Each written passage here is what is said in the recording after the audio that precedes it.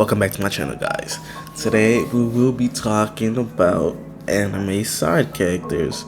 Now, in some cases, some anime side characters are way more popular than the main characters. In fact, some people wouldn't even watch the anime if the side characters aren't up to par with the main character. And today we'll be talking about the top 10 anime characters worthy of their own show. Now, I'm not ranking these characters by strength, by power, nothing like that, by how popular they are, or nothing like that. Just on the merit of how much we would want to watch their own show as an audience. Don't forget to like, subscribe. Let's get into it. While Naruto's female side characters do leave a lot to be desired, their male characters, however, is a different story. Today we'll be talking about Itachi Uchiha. Now, Itachi is a unique case for a side character. Went from probably number 1 villain, number 5, top 5 villain, honestly, to what? Top 5 loved fanboy in the entire anime universe. I mean, what is there not to love about Itachi? He made sacrifices to protect his brother. He did things that even he didn't agree with, but he knew he had to just for the good of the village. I mean, Itachi is a character that signifies somebody that most of us want to be in. Most of us want to be. I know I wouldn't do what Itachi did. Would you have? I know I wouldn't. And his story from how he got to the point of, I mean, we did get a little bit of it in Itachi Hayden, but you know, I would still want to see a whole full-fledged anime, even including more of his time in the Akatsuki, like how he got the chakra thing. Like, there are so many things that I would want to know about Itachi, to be honest. That's why he's on this list and at number 10. For number 9 on our list, however, we're going to a character that, to be honest, I was surprised that I even put him on this list. But based on his backstory, I read the manga. If you watch the anime just covered him. I mean, Toji Fushiguro. Now, Toji, and I don't think it's been a character that's actually had a chokehold on a fan base, and only appeared maybe in 6 chapters in the manga and what, 3 episodes in the anime. That's the kind of character that Toji Fushiguro is. I mean, we all, from his insanely good looks to his charisma to his overall like allure, he has become a character that has been loved by JJK fans all over the world. And I would want to see his story. I want to see his story from when he was born, the kind of things he experienced, all the way to what he is now, to how he became the thing. I mean, we did get a brief explanation of it, but I would actually want to see it in like an extended form. And I know I'm not the only one that would want to see it in extended form too, so he deserves a place in this list. Number 8 on our list is a character that is dear to my heart. I mean, Hunter x Hunter is probably my most favorite anime that I've ever watched. And I guess when I talk about Hunter x Hunter, Gon is my favorite protagonist ever in history, but KILLUA probably is my favorite side character in history too. I mean, KILLUA's story is actually amazing. He goes from the shadow in Gon's background to becoming the one that holds Gon's shadow, that holds Gon's darkness inside. I mean, he went from depending on Gon to hold his darkness, to hold his own darkness, his own personal darkness, to becoming the one that Gon relied on to hold his darkness inside. And when he failed, you could see it in the way he moved, the way he talked. You could see that he realized that he had failed and there was nothing left that he could do for Gon. I mean, their goodbye was probably the saddest goodbye I'd ever watched in anime. I mean, just the expression, the way they just said it, you can tell that neither of them wanted to say goodbye, but they knew they had to. And I would love to watch a story even from the way when he was born to the way he was trained, even till now, his journey with Alucard. I would definitely watch an anime like that, and I know I'm not the only one. Number 7 on my list is probably my most favorite Naruto character, and that's Minato Namikaze. Now, Minato is amazing. He's what you like. If Naruto is the version of Minato that's like 80% loading in. Minato's 100% loaded in. Minato is everything that Naruto is or could be, if I'm being honest with you. And what is there to say? I mean, Minato is Minato. Minato is Minato. Like, we just got the manga, the one-shot manga, and was that not peak manga? Cause it was peak manga to me.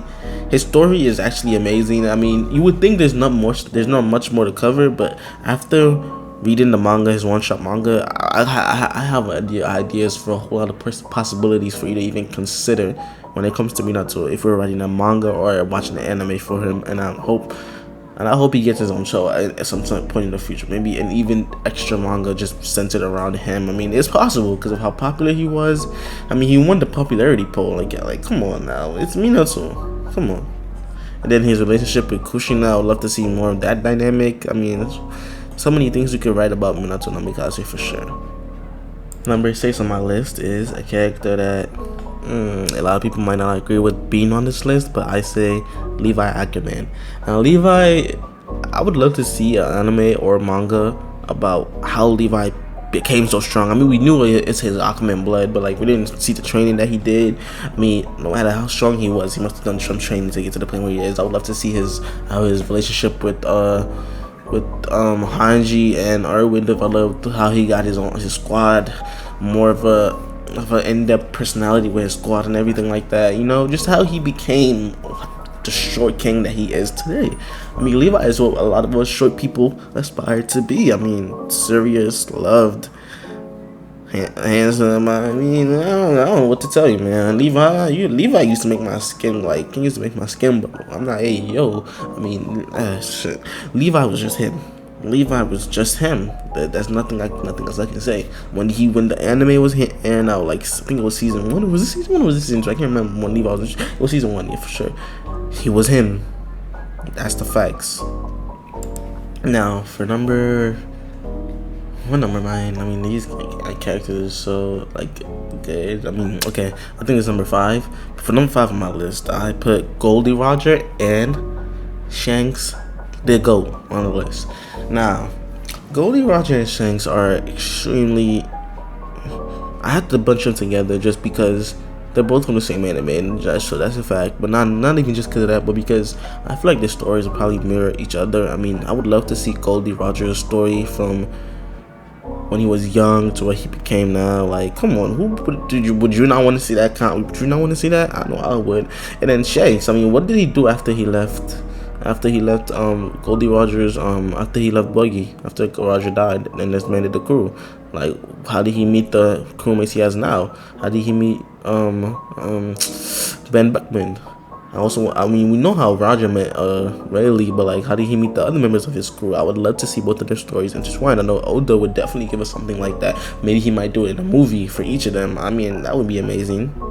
That would definitely be an amazing thing to watch. I would want to watch that or read that. I don't know about you guys, but those are two characters that they haven't appeared that much in the series, but we all know a great deal about them, even though they haven't appeared that much in the series.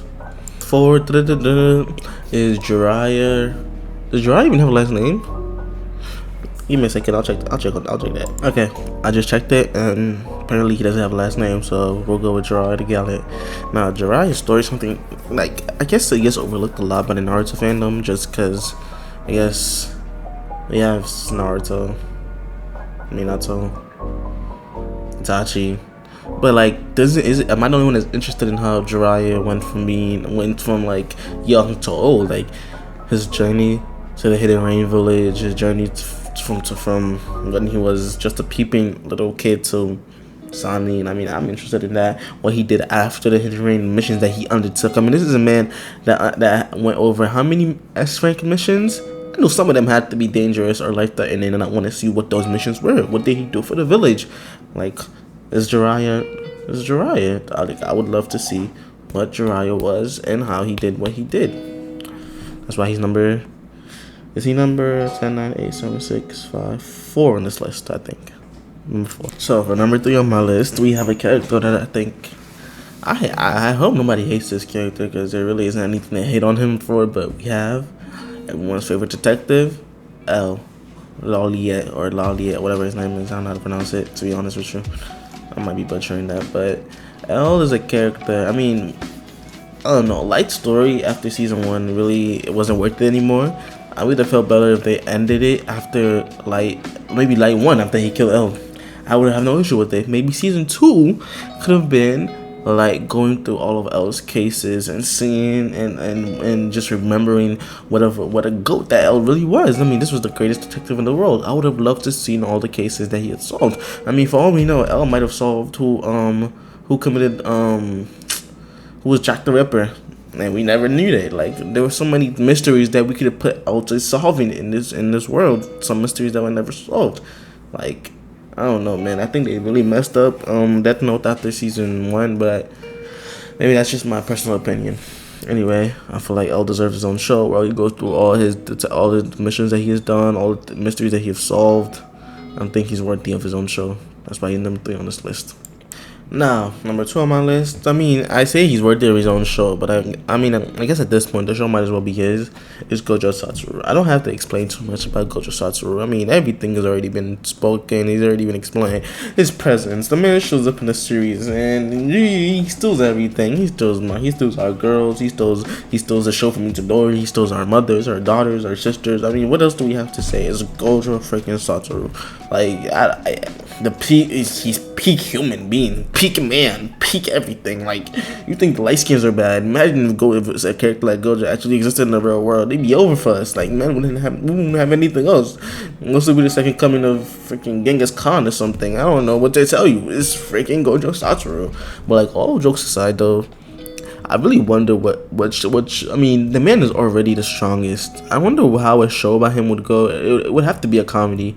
It would have to be something like Saitama's show, something like One Punch Man, just like a comical show of him just defeating opponents willy nilly. But the show is just really about his comedy and it's like day-to-day things, like a show like that. And I mean, I would watch that. I don't know if you would. Maybe you're not a One Punch Man fan, but if you watch One Punch Man, then you know what I'm talking about. I mean, because he's already the most strong character in the series, so I would definitely watch that. Okay, let me stop. But now we're at number 1, and it's ZORO. Does ZORO have a last name? Roronoa ZORO. Now, ZORO is like, I don't know what to tell you, bro. I mean, apart from the memes that we would get from this, bro, I would actually want to see ZORO getting lost and the experiences and adventures he goes on while he's lost and the people he meets. Like, all jokes aside, Zoro might be Eiichiro Oda's backup plan and get after One Piece is over. I mean, just write a couple one-shots about new places that Zoro goes to, like, or like collaborations with different anime manga authors. Where Zoro just joins in. Like, oh, I would love to see that, bro. I would love to see an interaction between Zoro and Zaraki from Bleach, bro. I mean, Zoro would get killed, but like, you know, just the interaction, like, come on now. Or between Zoro and GOJO, that'd be so funny. But like, yo, I mean, I don't know, man. Apart from all the meme stuff, I mean, Zoro would definitely be one of the top 5 shows I would definitely watch. Maybe number 1 for real, bro. Just to see where he goes and what he does, to be honest with you. But that's it for me, guys. Top 10 anime side characters worthy of their own show. It's your boy Darlington, and I'm out.